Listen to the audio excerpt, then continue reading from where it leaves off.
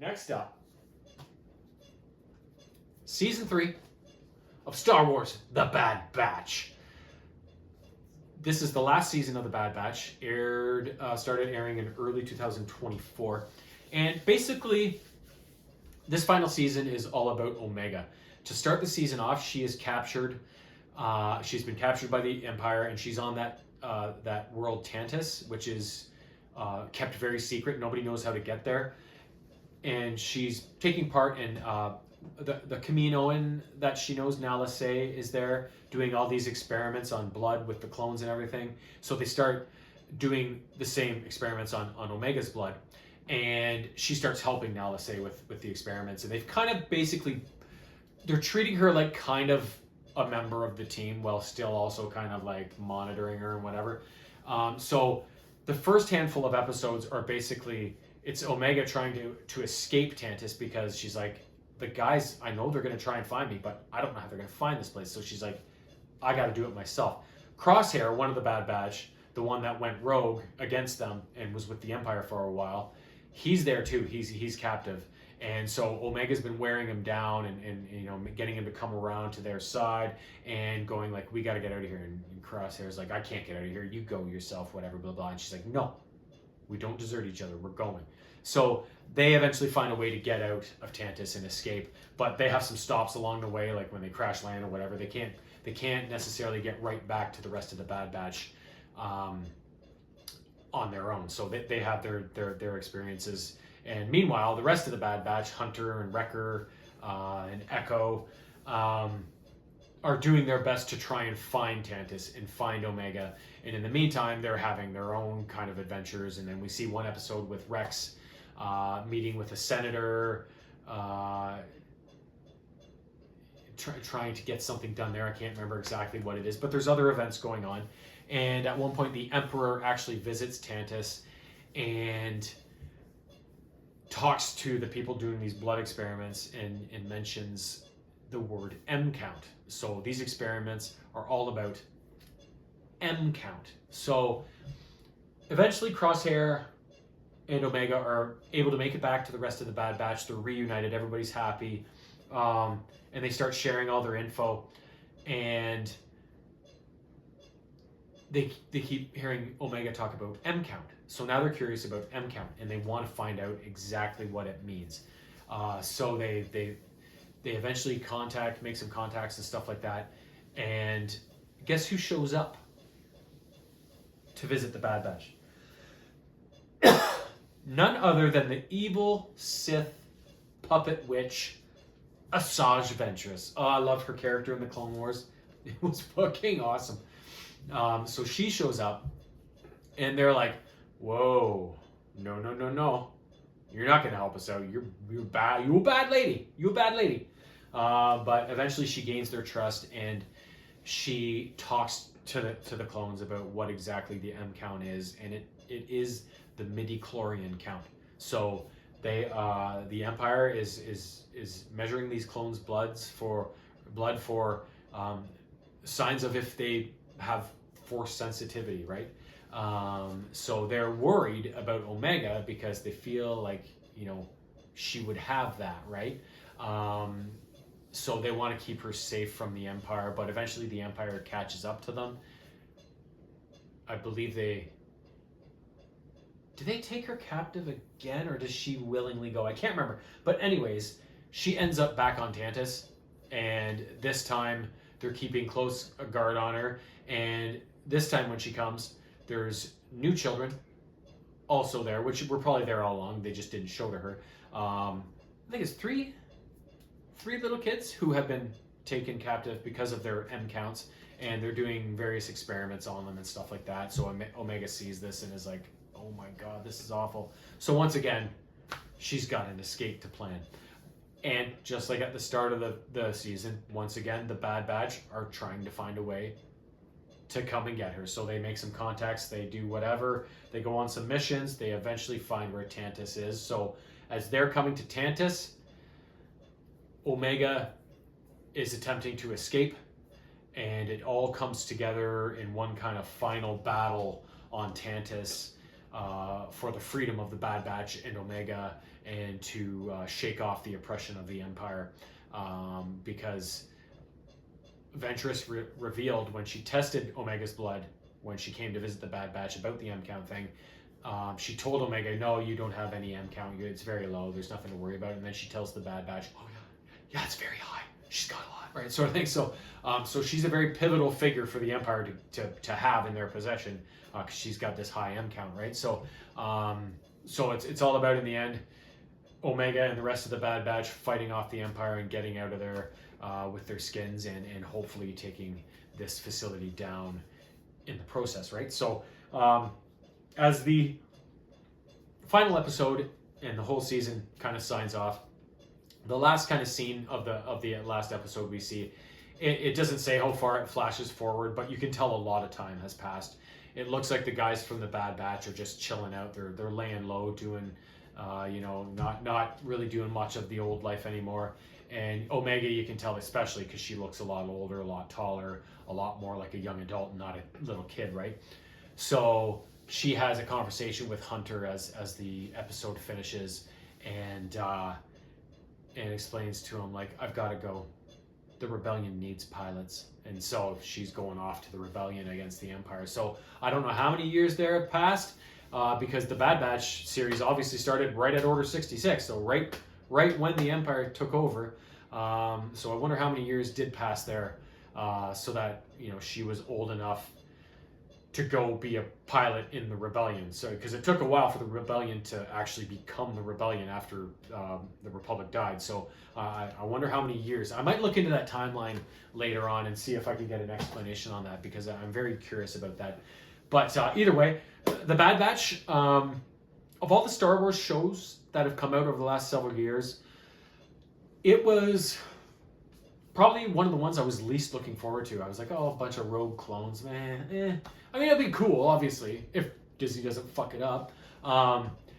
But it's, of all the other things, it's kind of like one of the lower ones on my list. And then I started watching it, and I'm like, this is awesome. I love these characters. I love the inclusion of Order 66, one of my favorite times in the whole Star Wars timeline is when that happened, and just how Palpatine orchestrated that like a fucking, he's like playing people like puppets, right? Fucking so good. And I forget what I was even saying. But anyways, I just, there were so many good aspects of this show. Like I said, the characters, the timeline of it, and of course, just all the action you get to see. And the animation is really cool too. So love the Bad Batch. Sad that it's over, but happy that I got to witness it. We'll see what the next Star Wars series I watch has to offer. And I do know right now what that is. So, last up, a video game, obviously. How many of these have I done and not had a video game in it? You could probably count them on one, maybe two hands total. A video game that was released in 2023 based on one of my favorite all-time franchises. And the game in question is called The Teenage Mutant Ninja Turtles Splintered Fate.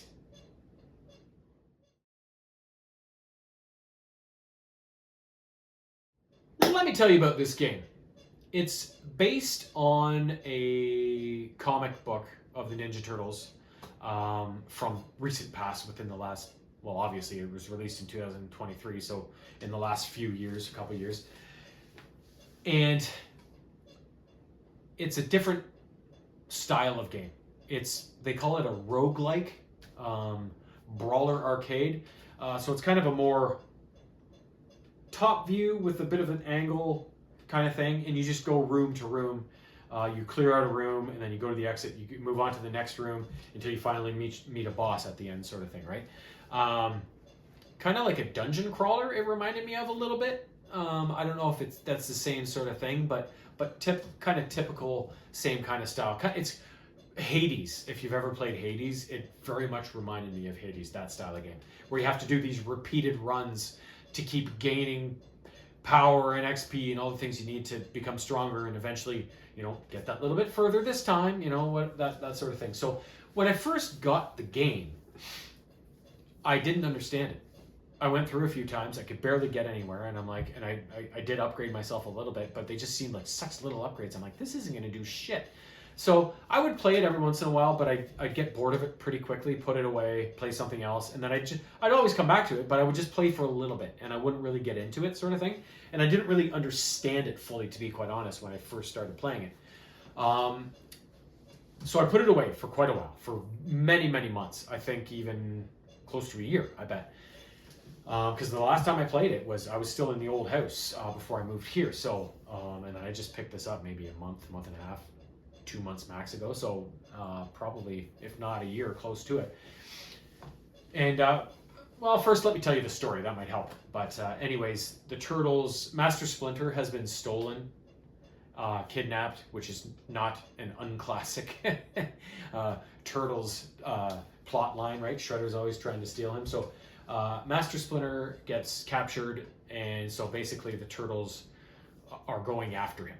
So what you do is you can pick any 4 of the Turtles, and whatever upgrades you acquire apply to all the Turtles. So no matter which turtle you pick, all the upgrades that you gain along the way are there, no matter who you're playing with. So everybody gets it.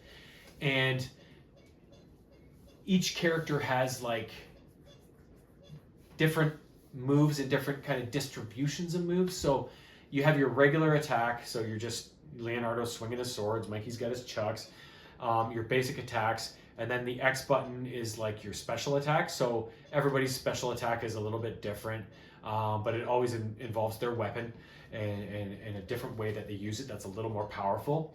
And then the A button is your tool. So the tools can be various different things. They can be offensive, they can be defensive.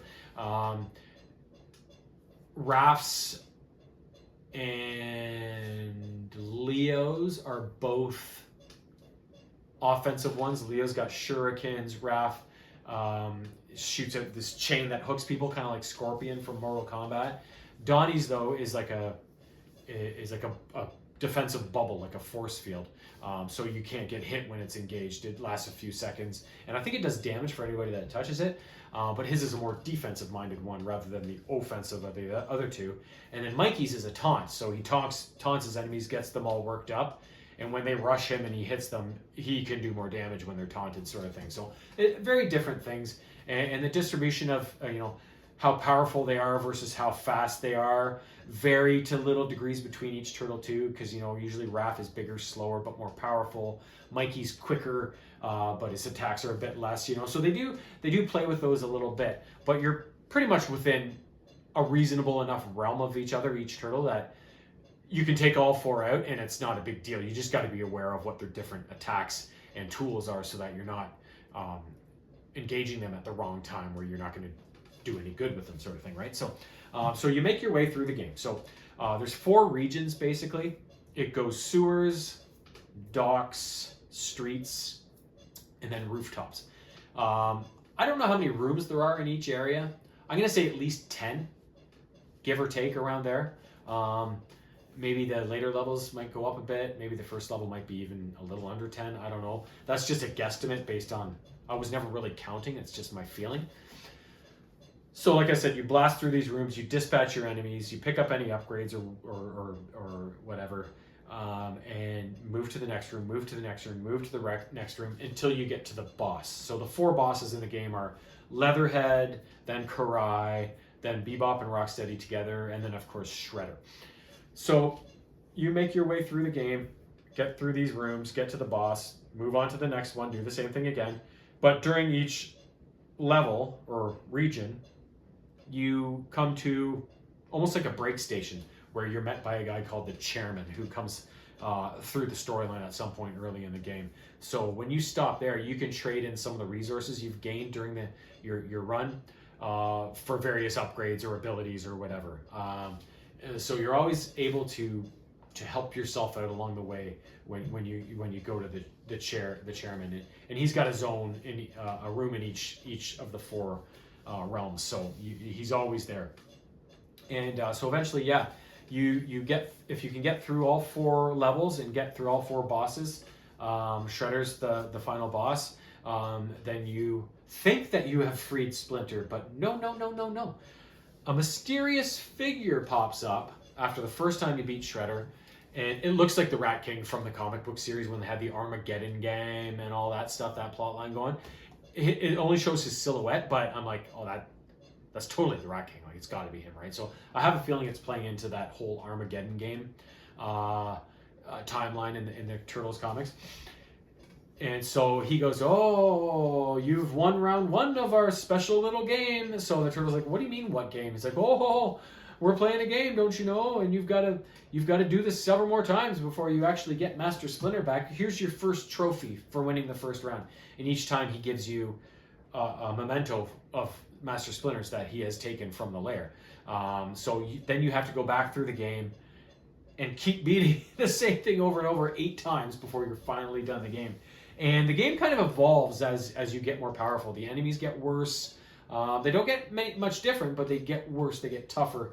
And environmental stuff gets tougher. It just the more powerful you get, it's not like you just walk through it that much easier each time. No, they kind of counter that a little bit with how they make the difficulty a little bit higher.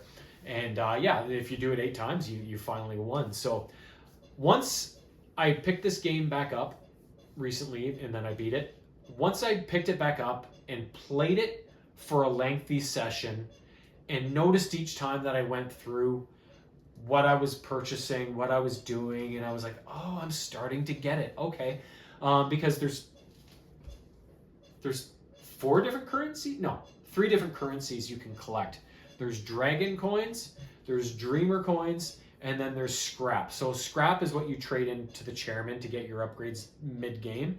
And scrap is also what you can use to upgrade certain things, like when you have a new power selection, it increases the odds to 6% that you'll be offered these powers at level 2 and not level 1. So these little tiny upgrades, even if it's just a couple percentage more chance of you're going to get a chance to get this, is what the Dreamer coins kind of take care of. And there's so many different types of these little upgrades, and they apply to so many different aspects of the gameplay. And then the dragon coins, Dreamer coins also take care of other things like, what is it?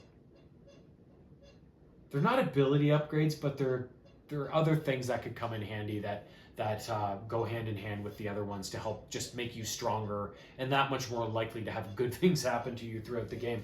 But the dragon coins are my favorite ones, and the ones that get you like the full-on upgrades. Like you can increase your health 10% each time you're able to cash in enough Dreamer coins for the health upgrade. You can increase your regular attacks, your special attack, your tool attack, the cooldown on these attacks that make them regenerate that much faster. Your movement speed. I can't even remember a lot of the other ones, but there's basically 3 or 4 pages of all these different things that you can upgrade that just alter one little aspect of the gameplay so much. So once I got going on this again and I finally figured these different areas out, I had so much fun. I couldn't wait to get home and play this game. I was like, fuck, I'm going to go through a couple more times tonight, whether I beat Shredder or not, but I'm going to get all those coins, and tonight I'm going to upgrade my damage given and my movement speed. And then next time I'll do my health. I was just like budgeting, and I wasn't even able to upgrade close to all the options by the time I finally went through and beat the game 8 times. Like there's so many things that you can do, which makes it really cool, because it's not like a lot of games when by the end of the game you've upgraded everything and you're full on everything, right? This one, there's so many different like combinations and permutations of what a different player playing this game might prioritize over another player playing the same game, right? Like some people, like me, I'm all about attack and health. Give me attack and health. Give me attack and health.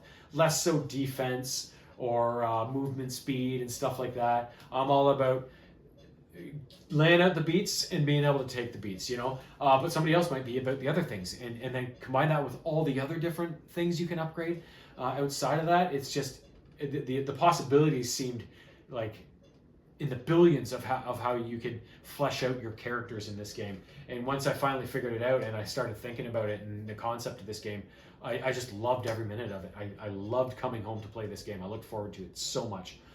Just like the Toxic Avenger movie. It's been a really good month. A really good month. So yeah, so that's it. One video game there to finish off the sesh. And like I said, I've already got 3 things sitting there ready to go for next time. All books so far. So hopefully we get a video game in there. I go open my big mouth about barely ever not having a video game in one of these things. And so far it's looking pretty close to being that way next month or next time around. So, but anyways, I'm rambling. I will let you not look at my ugly mug anymore. And but yeah, either way, 5 more things coming up soon. Cannot wait. Peace.